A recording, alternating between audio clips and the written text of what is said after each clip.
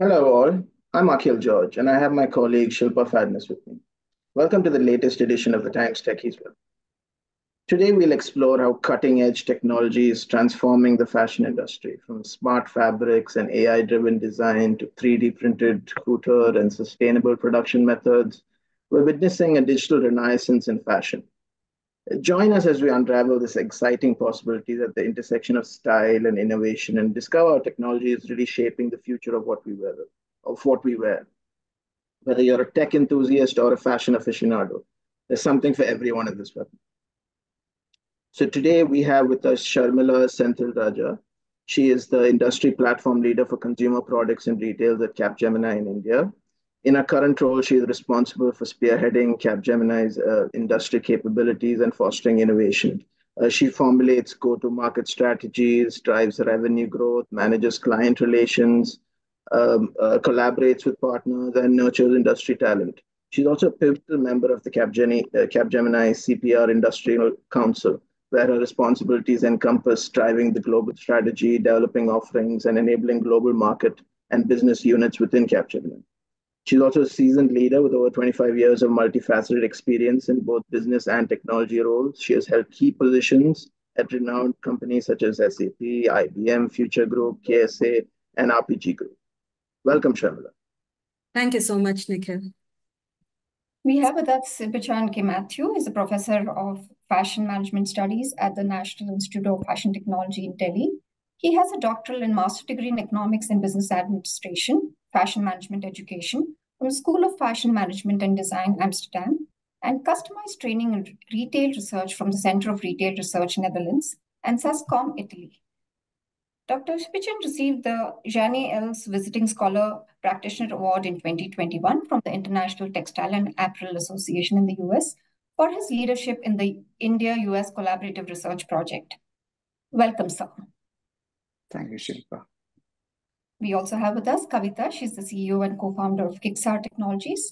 Over the past 24 months, she has exclusively worked with startups. Unlike most, she's always led high-tech engineering teams. Notably, in her second startup, she played a pivotal role in the acquisition of Ramyam Labs, a big data analytics company providing next best action solutions by the German giant Bertelsmann in 2017. Welcome, Kavita. Hi, Shilpa. Just a correction, 24 years. For the past 24 years, absolutely. Yeah.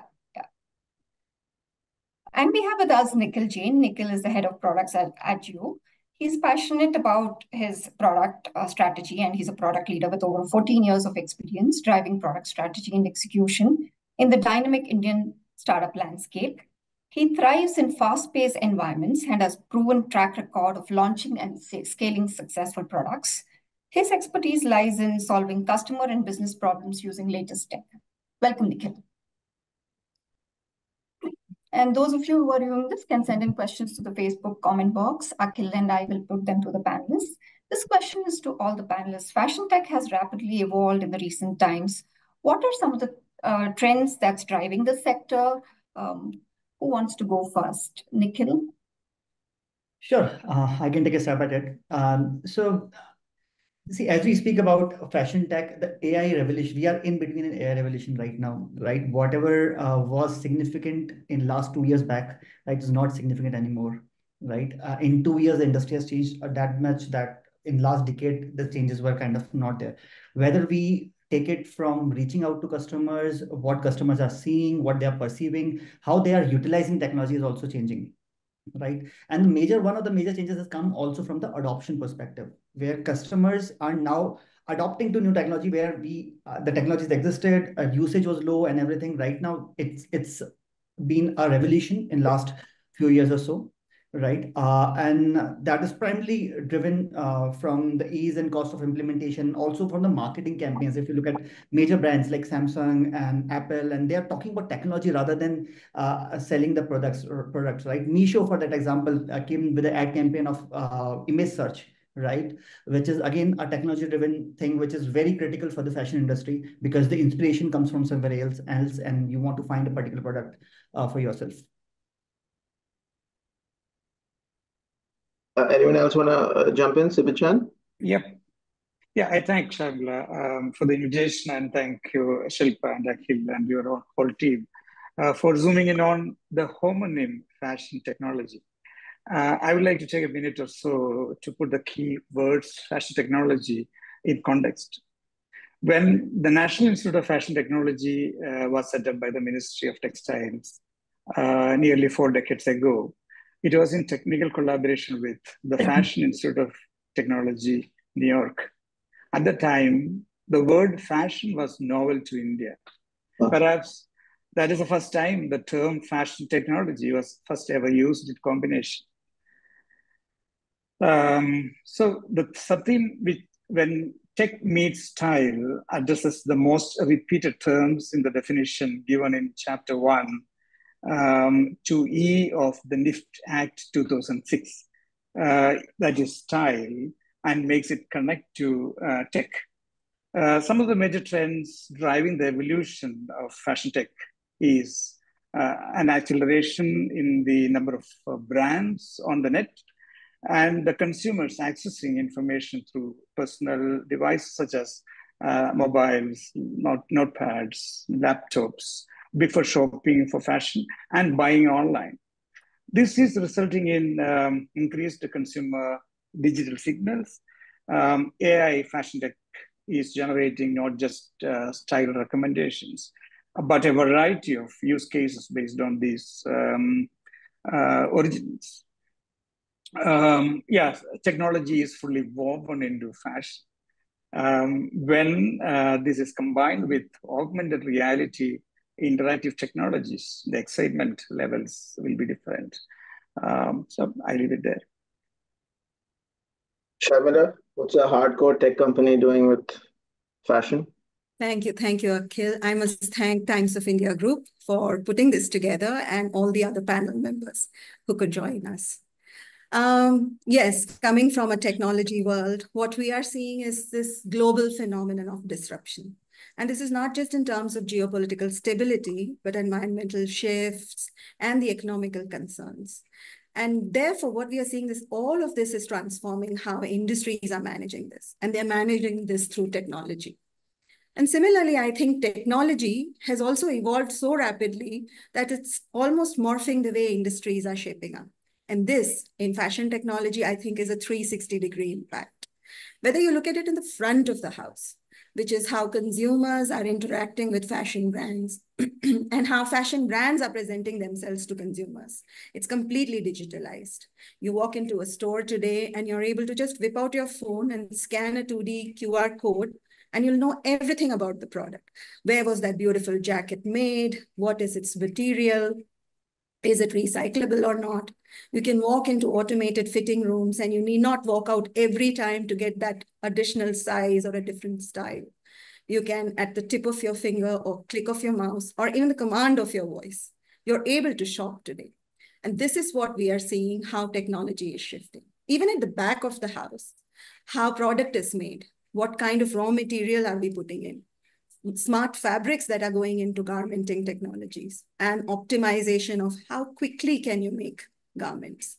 Did you know that even a few years ago, fashion as an industry needed 9 to 12 months to bring out a new season? But that's been turned upside down now. And you can get a new trend productionized, actionized, and delivered to your end consumer anywhere across the globe in 2 to 3 weeks. And that's, I think, the effect that technology has in the fashion world. Kavita? Yeah, so I think my panel members have covered most of the points, but yeah, I being from the fashion company, which is basically dealing with fashion industries and fashion brands, one thing which I would like to highlight, which is trending changing, is the after COVID. During the COVID, what happened was we all were, stranded in the house. So then the things which really took plunge was the digital fashion. So digital fashion really gave a lot of push to the fashion industry, especially because the technology was evolving every day. And 2-3 things which Sharmila also highlighted was that one is the virtual clothing. Second was NFT. We heard huge hue and cry about how NFTs are getting sold much more valued than the original products. So that really gave a push to fashion, that there is no limit to the fashion. People can do anything in the fashion world, and specifically in the virtual clothing world. And then as Sharmila highlighted that, the back end also, the production is getting streamlined because of AI and sustainable fabrics.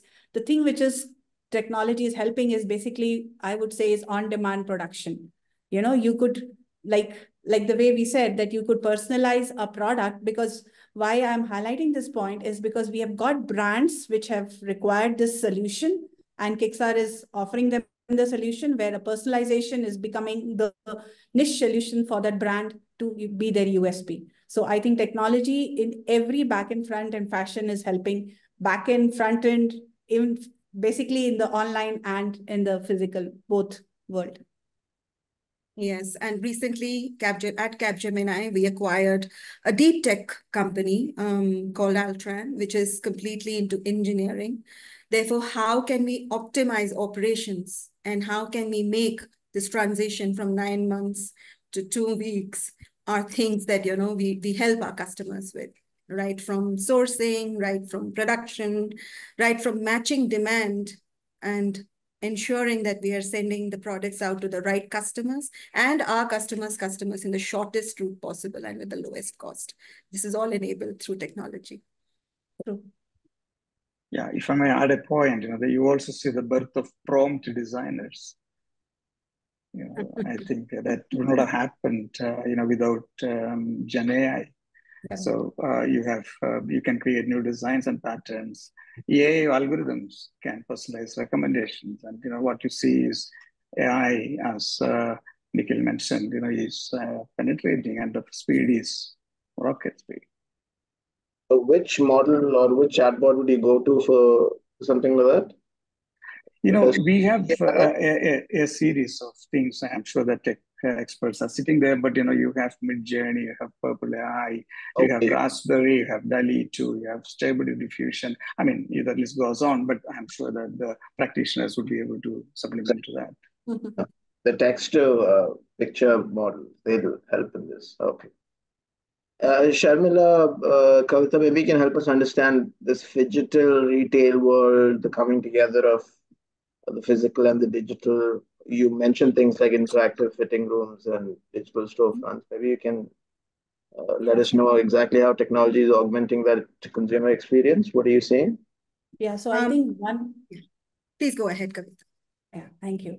So one of the things which I think Dr. mentioned is that augmented reality and virtual reality. So the augmented, 20 years back or something, when Amazon got launched, we were it was just a simple product listing page. And then slowly any of the e-commerce platform without an image, they cannot sell their products. Like it's such a psychological problem. Like, if image is not there, we just immediately shift to another online portal.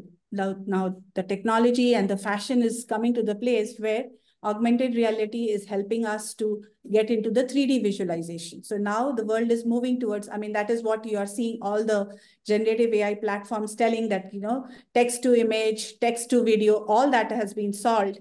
Now all the models which are being trained are getting to generate 3D models which are very realistic. That is what the world is working towards. So I would say that, because of augmented reality and virtual reality, the shopping experience is really helping the customers to basically try the product, understand every detail about it, and then even try it virtually, because KiksAR offers that. We offer to our customers, and then purchase it. So the purchase decision becomes very, very informed. And then secondly, when you are doing the visualization of 3D, you could also personalize it. So like we have been doing for one of the largest jeweler of US, which is, helping the customers personalize their wedding rings, because you can imagine no jewelry, brand can keep all the permutations and combinations of the jewelry which they, produce. So what they do is basically they have a base design, and then they allow the customers to online, they can do it, or even they can do it in the stores. And in the stores now they are getting into augmented 3D experience. So that means there are devices which can help you visualize 3D within a naked eye, without using any headgear devices. So those are called spatial reality devices. And then you basically, so why that is a one notch up? Because online you can do it on your laptop or something. But when you come to a store, the first question comes, why do we need to have anything 3D visualization? It's a physical store. But the problem remains the same. Even in the store, you do not have all the combinations of the, products. So then this 3D visualization becomes an endless aisle solution where the customer can, browse through, explore all the options, browse through all the options, and then purchase it. And then the third thing which is really picking up is the smart mirrors, which are getting into the stores, into physical stores, because post-COVID era, we like it or not, there is a uplift in the online commerce, but equally there is a surge in the physical stores. Because if you see, we are seeing a lot of D2C brand coming directly and they are only opening the stores. So in the stores, how does the customer experience get enhanced? It is through these devices, which I mentioned, through smart mirrors or through, basically special devices which help you to visualize. And then, yes, integration of omni-channel. Like usually, the style is you do a browsing exploration on your online thing, and then you go to the store and you buy it. So that omni-channel integration has really helped augmenting the consumer experience.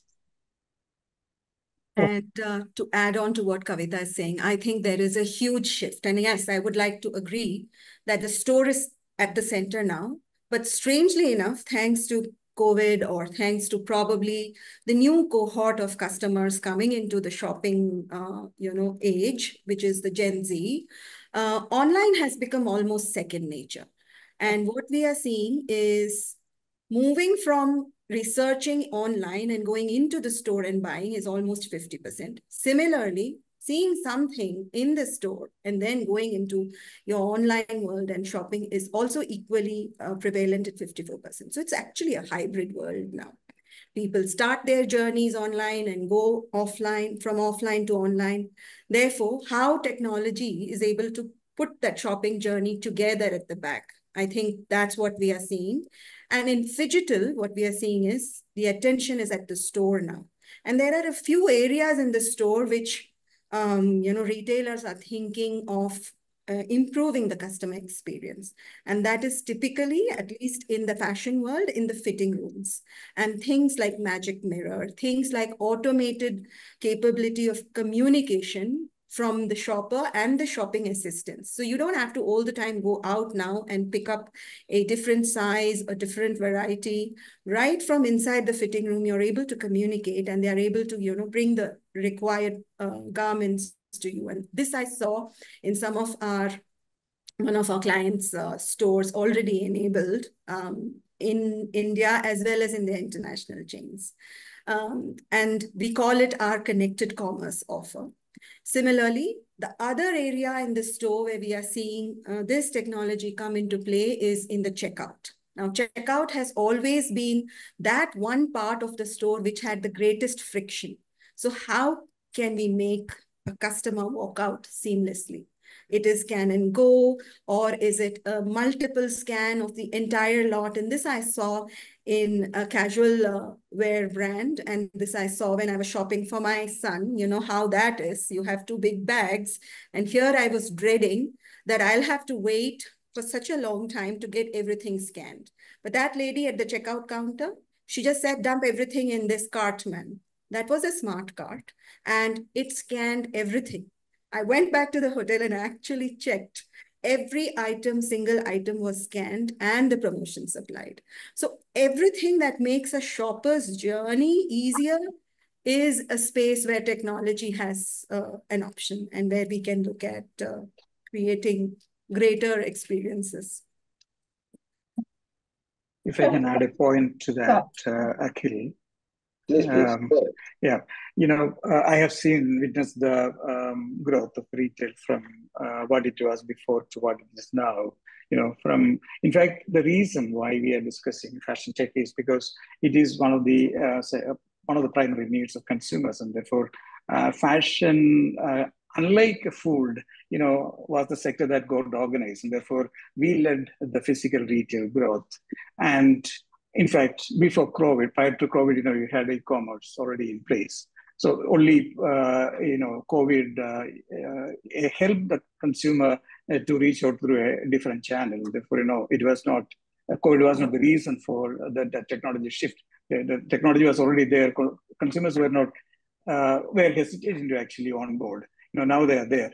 Now, when you go there, of course, so they need to have an experience because, they are familiar with shopping in a store and they would like to see the way they have been experiencing that, at the store. And that is where all those technologies come in. So therefore, what we majorly see is a shift from the 2 technologies to the 3 technologies, primarily categorized as, what happens in the consumer journey, pre-purchase, during purchase, and post-purchase. So therefore, there are technologies that helps in need assessment. There are technologies that helps in search. There are technologies that helps in the physical transaction.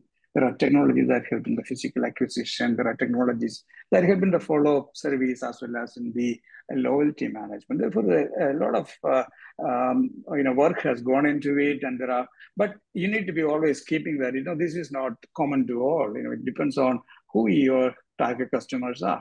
I mean, everybody is not really certainly, trying on virtually. They are not still, doing cashierless transfers and so forth. I myself have experienced that in the Zara store here in Delhi. You go there, have a bucket kept there, keep the things there, and you can actually pay on your own and then check out. And those are happening right here in India too. Yeah.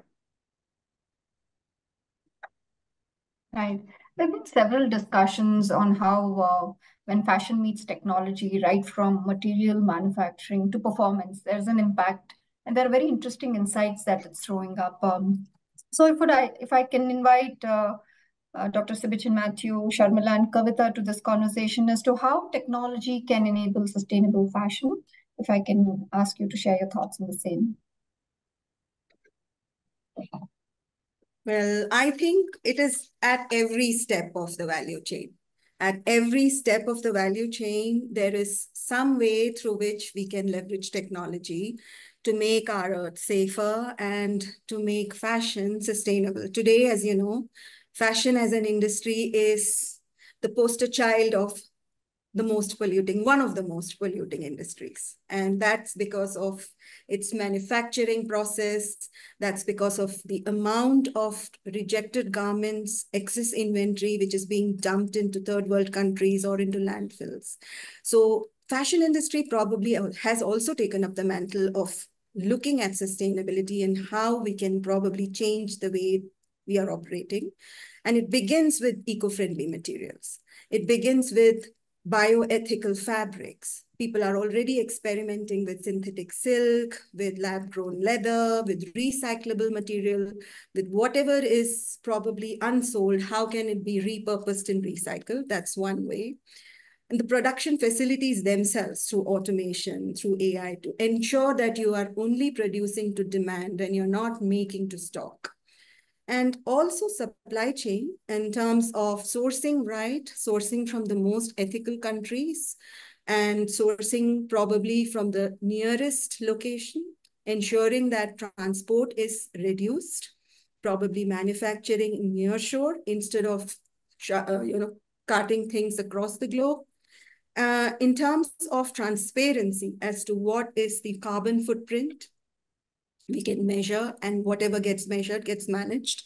In terms of consumers themselves, how technology is making them aware and how it's nudging the behavioral shift by putting in promotions on sustainable material, by ensuring that they bring back used goods, creating platforms which are like rental platforms or pre-loved platforms, or how products can be returned back to the manufacturer for recycling, upcycling, etc. And of course, the candy of them all is using renewable energy. And at Capgemini, we have an entire offering around it, and we are an exemplar of it. Many of our offices have solar panels, and we have shown to our consumers how you can create energy, put it back into the grid, use it yourself, and try and reduce your carbon footprint. And obviously, when they see this through their own eyes, that really makes it so much more real for them. And we are already working with a few garment manufacturing units to ensure that they try to bring down at least their energy carbon footprint. Dr. Mathew? Well, again, sustainable fashion is an overused and mostly abused word, these days. Of course, I agree with the proponents of that we live in a green essence era.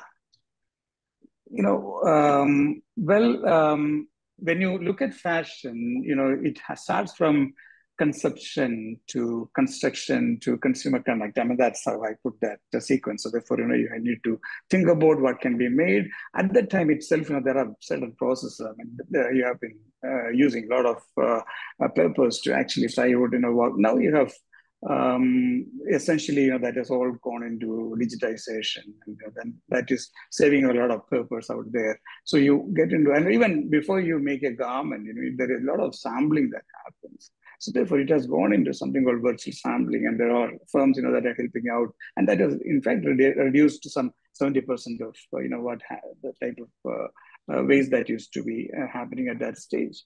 You also, I mean, now technologies have also helped the consumers and even the manufacturers to identify the material. You will be able to understand what is the content there. If you look at the package of food item that you buy, I would be able to understand, what has gone into it, and what gives me. When you look at the packaged item, I mean, in fact, government is not that packaged well. But if you look at the labels, you don't get to see what is the type of content. It may give some fiber content, but now we are concerned about how much of water has been consumed, how much of energy has been consumed, how much of air has been polluted, and so forth. So therefore, some type of a measurement mechanism have been emerged thanks to developing this technology. So again, in management, we say that if you cannot measure, you cannot manage. Therefore, we have certain measurement levels available with the help of technology. You also have something called digital product creation. You have, in fact, when we talk, we are talking about a world that we live in, and we also see a meta world where we have avatars. It is not something new, which has been there, with the Second Life and platforms like that. There has not been many people. Now we are talking about a population of roughly 400 million people, there. I mean, active users, per month. But then the moment, and also in between, you have something called a social image, a real life and a real life. And now then you have this meta life. Between these two, my identities have to, smoothly change my appearance. Therefore, I need not necessarily go and put up buy a new garment and then put that on my body. Instead of that, can I move into something called a digital fashion, digital clothing, virtual clothing, that can, for example, we are all on screen. When you're on screen, why can't, immediately, something can replace my look here? And that all are happening there and for at one level. So therefore, you instead of going into waste reduction, you can actually prevent the moment you understand what are the type of contents that has gone into it.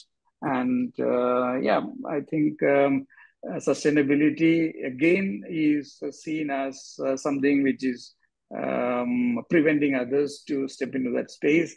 But I think together we need to be conscious about the environmental threats that are being faced, and therefore how can I reduce? And the only solution there is to reduce consumption. And if you tell the people not to change your clothes, then I think we need to give them an alternative, and that alternative is something which is your virtuality that gives you, you play with your different looks there, not here. Therefore, that requires an educative, campaign, and with that, we'll be able to change, bring a behavioral change, and then actually, impact and affect sustainable fashion, and technology plays a major role there. Yes.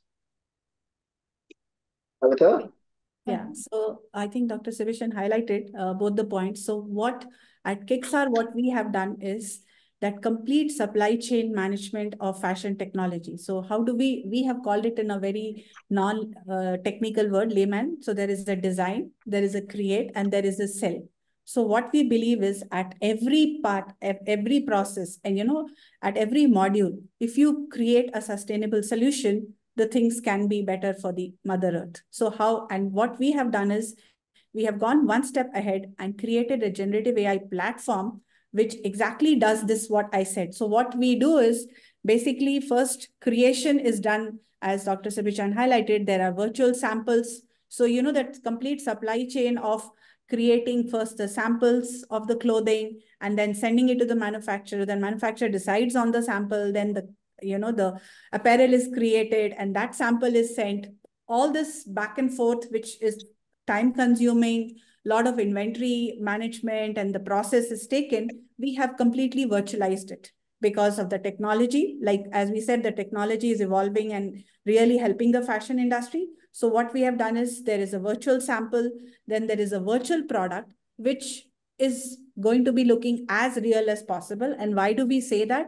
Because in the apparel, what really helps is, we all know that, all the e-commerce, they suffer a lot by 30% returns of their product, specifically for garment. Now, in that, the major problem is the fit, the fit and fall. So everybody can see a t-shirt, how it looks, but if that same t-shirt, how it falls on Akhil and how it falls on Nikhil can be different. So if you show that visually, virtually to the customer, and they like it and they understand it, then the returns can be reduced and it can be also done virtually. So that is what KiksAR is aspiring, and KiksAR has filed a patent also, which is called cloth simulation. So what we do is we try to create those physics, the dynamics.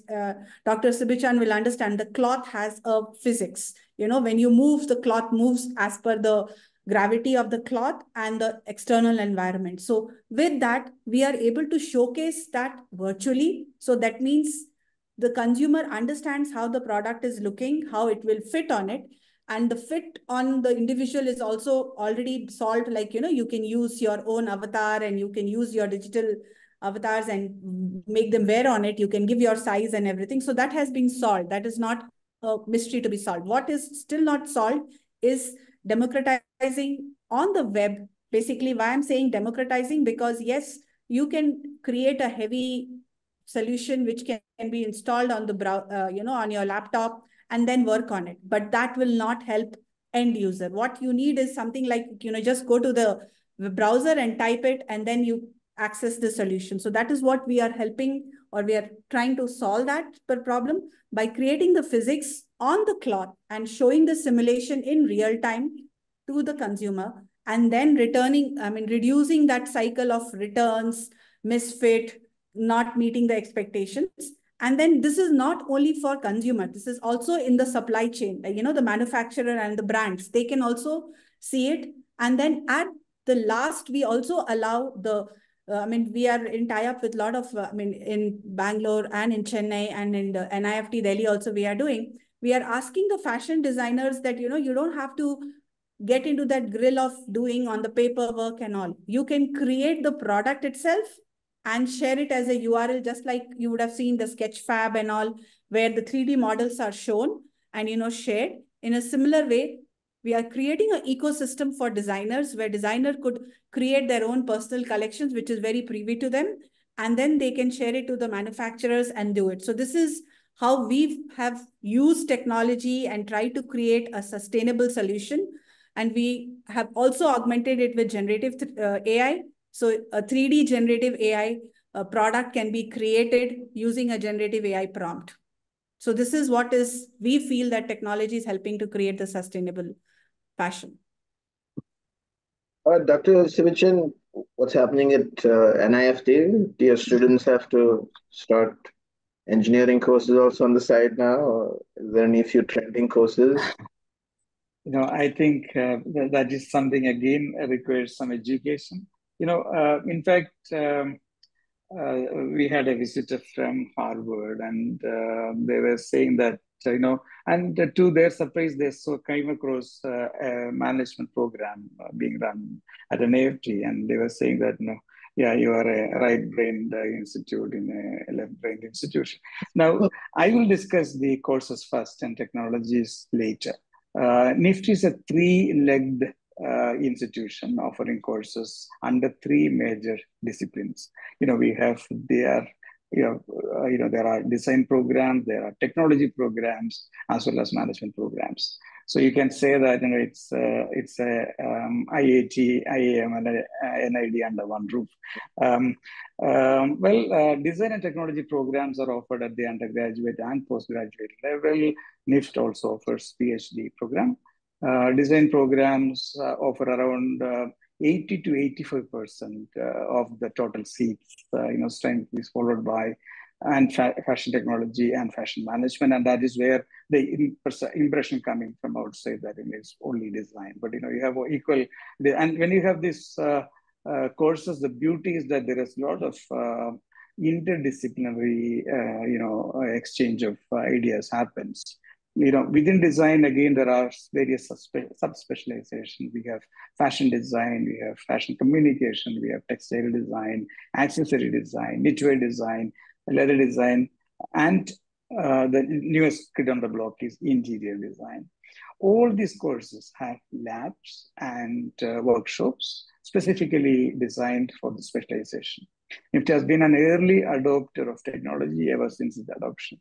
When it was set up mid-80s, we were the second user of the CAD systems. There was one another user, and therefore ever since then we have been, as I told you, this is technology that is already woven into fashion. Therefore, it's already there and it's inbuilt.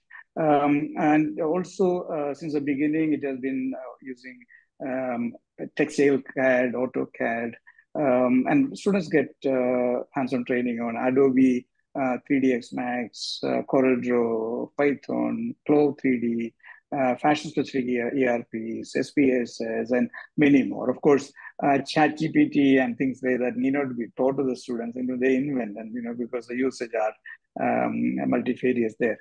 NIFT also undertakes research and development projects with the financial support of Ministry of Textiles for resolving fit issues that Kavita highlighted. In fact, there is a major study which is going to be coming out, fabric defects identification, and also providing India-specific fashion trends. And all these are done with the help of AI tools and big data. Now, challenges and problems faced by the industry and business require thorough understanding of the same process that I said: conception, construction, and consumer connect, and expertise to handle it better, because it is not much of an iterative process. This industry doesn't work the way other industry works. The product doesn't have the character of other products. Therefore, that specialization that the students get is what makes the NIFT professionals different, and that is what NIFT provides to its graduates. Thank you for asking. And go ahead, Akhil, go ahead. Yeah, Sharmila, Kavita, maybe you can help us understand. Can you speak a little bit about innovation in smart fabrics, wearable tech? Can technology be integrated into fabrics to reduce the need to wear additional devices? That would be useful. Is any of that possible? Certainly. And I think experiments are already on the way. And when we say smart fabric, we are actually talking something different from bioethical fabric. This is not about creating fibers which are ethical, like, for example, synthetic silk. This is all about, and when we say smart fabric, it's the embedded electronics and interconnectedness in fabric, how they are fused into a natural or synthetic yarn, and how that then works as a sensor almost. And today, there are labs which have created yarns and therefore fabric from them, which can sense moisture, temperature, and even movement. In fact, I was just recently, reading about how in MIT, they have created a fabric. It is called as 3D knit. And they use a special type of a plastic yarn, and they, using heat, slightly melt it. And they call this form thermoforming. And the fabric which is made out of this has a greatly improved capability to precisely sense movement. So potentially somebody who's wearing a garment, wearing a smart yarn like this, we would be able to know whether he's sitting, standing. We can sense the posture, seizures. And therefore, it was just mind-blowing to understand what kind of, functional uses such a garment can be put. And I'm thinking in elder care, in toddler care, in care for degenerative diseases, for example, Alzheimer's and probably, Parkinson's, and how you can monitor somebody remotely as to what's happening with them. Similarly, there are garments which can, protect you from extreme temperature conditions, both extreme cold conditions, for example, in high altitude and in Arctic regions, supporting defense forces, as well as, those who are in environmental outposts. And then there are fabrics which are also known to help keep the body cool in extremely hot climates.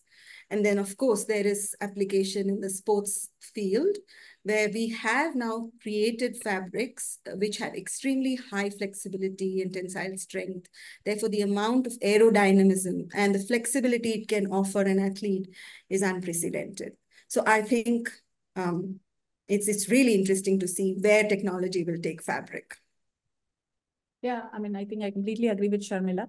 So what one place where really this is evolving is in the sports industry. So what people are at, and in the medical healthcare, because in the sports industry, also this what she was mentioning about thermo. So there was a digital fashion done in some part of the world where I was reading, where they called it as a thermochromic and photochromic materials. So what it happens is, first the mesh or the fabric material is created, and based on the external stimuli, the color, the opacity, it changes. So that was done in the fashion, digital fashion thing. And then that has been now applied into the medical field and the sports field, because that helps us to understand basically smart clothing. So for example, people who are doing extensive training and all, if they wear such clothes, then, their vital statistics and all can be measured. Or even in the healthcare, the elderly people who are being monitored, they can be monitored remotely, because these clothes can have the smart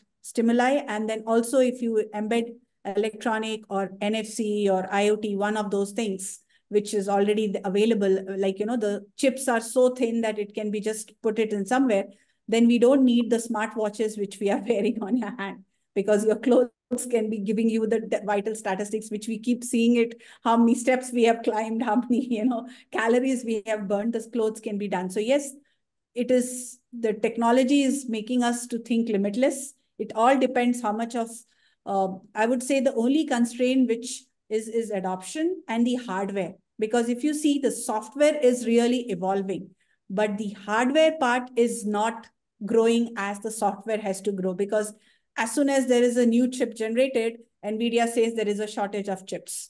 Or, Tesla production stops because if there is a shortage of chips. So that means what we are saying is that the software part of the technology is evolving in the folds of 100x, but the hardware part is going in the speed of 10x or 20x. Yes, NVIDIA and some companies are really, putting their bet on it, and we can see that. We can see the lot of difference on it. But yes, if the difference between the hardware and the software gets reduced, then the adoption will be very high. Because why I'm saying this is also because if you see the Vision X, the Apple Vision X Pro, it got launched, and then how many of us have access to it? Very few, those who can. So the adoption is not being done because of availability. So yes, if hardware part is taken care, then I think in the fashion world, technology and basically all this smart fabrics will really take a huge plunge. And brands are ready for it because they are already doing it in the digital form. Yeah, but what you heard, is it's a marriage of fashion and health. Therefore, what the new technological developments, has enabled us to understand more biologically the human being, and that is getting reflected. Therefore, I don't know, I can wear a jacket and make a boardroom presentation, and somebody behind would be monitoring, like the way our show is being monitored, how my heart rate is, and things like that. So therefore, it is not just meant for patients. It has come down to CEO level people, and so we can access Ralph Lauren already has few jackets, which is, with those capabilities. So the brain-computer interface is actually helping us understand, especially in those areas that Sharmila mentioned, in identifying. And also, let's say if I'm wearing a polyester, let's say the handloom fabric, how comfortable I am feeling, I can actually sense it. All I have to do is, connect it with my, neuroscientific tools. I should be able to measure that. So technology has advanced that way very great. Yeah. Thanks. I think we all know about Nike Vaporfly, right? Which is a shoe which is disallowed because of it's all technology which has kind of come into picture and given our athletes at least a jump, which right now I think we are not ready for, and thus it's going through that path. But that's the future, right? You can delay it, but you cannot stop it in some sense. Again, also coming to you and Sharmila, there's a lot of personalization that's built into all the products that we use. If you can help us understand how can data be leveraged and personalization experience can be improved in how we shop, how we wear. See, personalization is becoming the critical piece, right? Because if we look at the industry, right? If we look at in last year, D2C fashion for that matter, right? It has grown leaps and bounds, right? It has grown by 2x. It is supposed to go 3x by 2027, right? With that, what has happened is the customer is spoiled for choices. And when that happens, it's not always good. It's more confusing than rewarding in many senses, right? If you look at an average site like us, Mindra, and all the major sites, right? We are sporting 3 million plus products in fashion technology right now. Fashion and similar spaces, right? And of a customer coming to us and trying to find a t-shirt, and if I talk of t-shirt, it's around 0.3 million t-shirts which are available on my platform right now, right? So to come to a shop and try to find a t-shirt which works for you out of 0.3 million is almost an impossible job for a customer, right? So that's where the personalization becomes more and more critical. And having worked across industries, I think fashion is one of the most complicated when it comes to personalization, because there's no one factor which, like, even your best friend, your sister, your brother have a very different fashion sense compared to you. It's not about just about what I can buy, what is the costing of it, and those kind of things. It is costing, it is body shape, it is style preferences, it is brand preferences, it is color palette preferences, right? It is kind of huge. And to mix those all the things, right, to bring out a right factor, if you can identify that right personalization for the customer, right, he will become loyal to you. And that's where the key mantra, which I think most of the tech first organizations are trying to do, right, where they are going after, because see, it's very easy to it's very hard to remarket the customer, grab the customer. Loyalty for customers are becoming a very big challenge, right? But when you personalize the journey for the customer and he feels that he is getting what he likes on your platform much easier compared to any other platform, right? That's the only way to retain a customer on the platform right now, right? So this is more from the discovery perspective. The second perspective comes is ease of buying, right? Where roughly recommendations on size comes into picture, right? Size is a big problem. Online versus offline. If I ask most people why they prefer offline, one of the major reasons comes out is I have sizing issues. I have mid sizes, right? I'm mid sizes in my t-shirt, right? So in some brand, it happens to be medium, some large, and so on and so forth. There are multiple issues. And especially with a lot of D2C brands coming in, a lot of marketplace places coming in where it's not very standardized, right? It becomes a bigger problem to solve as such. And I think Kavita rightly pointed out, right? It's the virtual try-on and the fall. It's not just about that my chest size is this and my waist is this. It's all about the fall of the clothing, right? A silk clothing will behave very differently compared to a cotton one, right? So it's very hard to just say that it's 32 centimeter, thus it will fit you, and it will not fit you, right? So it's a much more complicated problem. But with your repeat customers, with your cross things, and asking the customers right question, and you can come to a recommendation model or some things, right, which are more personalized for the customer, and you can kind of suggest them and thus improve his buying journey, at the same time reduce returns, as we rightly said. Right. Now coming to the second part of the question, where you asked how to procure data and how to kind of manage data for this, right? So data is the key right now in our industry, right? My data science team is and data analytics team has been growing leaps and bounds compared to any other team in our organization, right?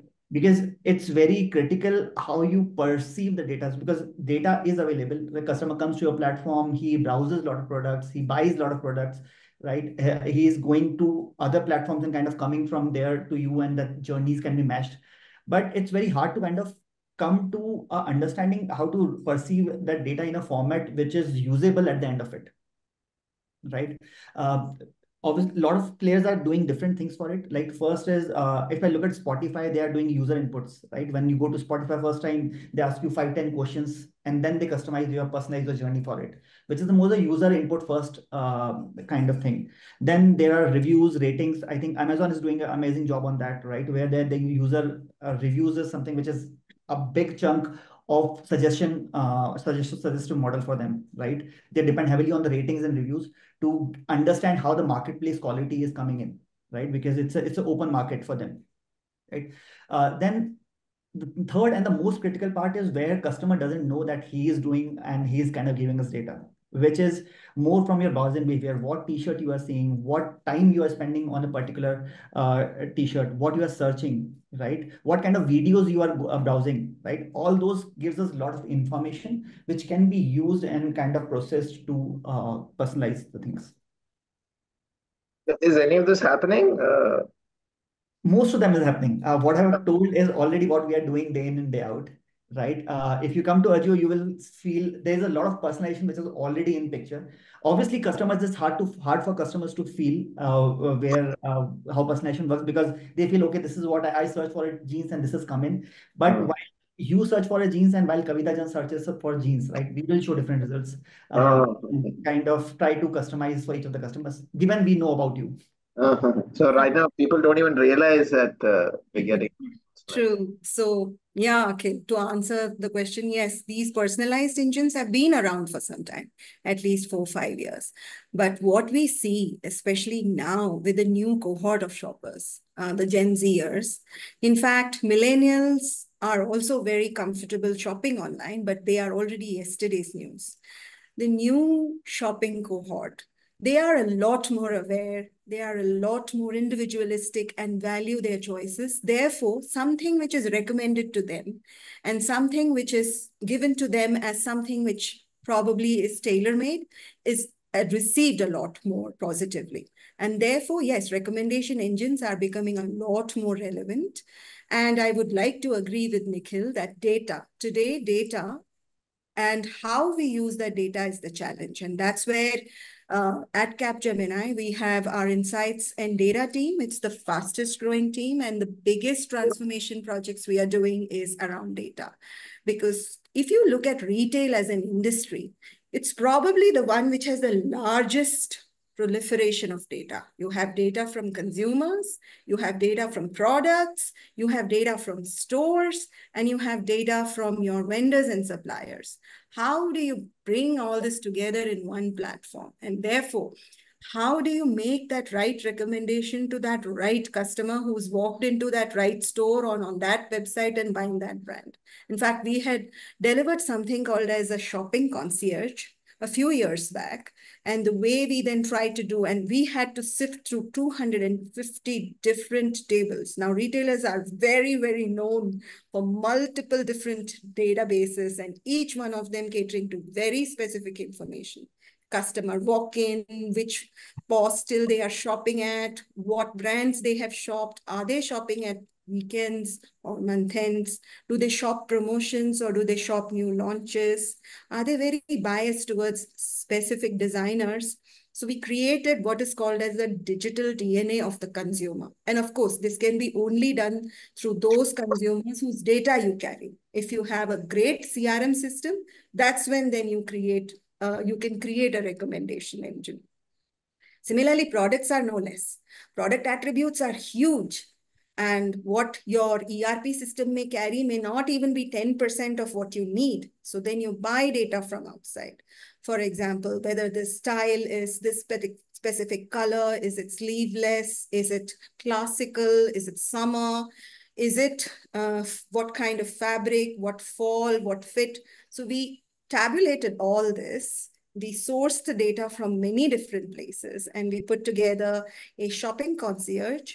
And it also helped because AI, and specifically natural language processing, has really, improved, and it's come down great strides, actually. So you can talk into your mobile phone on the app of the store and say, hey, tomorrow I have to visit my son's graduation. I have to attend my son's graduation ceremony, and she has an understanding of you as a customer. What have you been buying? What colors do you usually wear? And give an option, a set of options. And that makes the shopping easier. And this is something we delivered at one of our customers. So I am talking with quite a lot of authority on it. And what it helps, at the end, you will think, how does loyalty and therefore recommendation engines help? It was clearly seen that loyal customers are at this retailer, loyal customers were 25% more profitable than their regular customers. And therefore, the ability to drive more sales to their CRM customers was considered to be a great ROI generator. Moving on to the second part of data, I'd like to bring in data privacy aspect. So today, when you see so much of data is out there in the market, that there's so much of concern around data and privacy, and it's different in different parts of the world. In Europe, Sharmila, I have put that as the big fly in the ointment in the technology adoption. Exactly. Is consumer data privacy.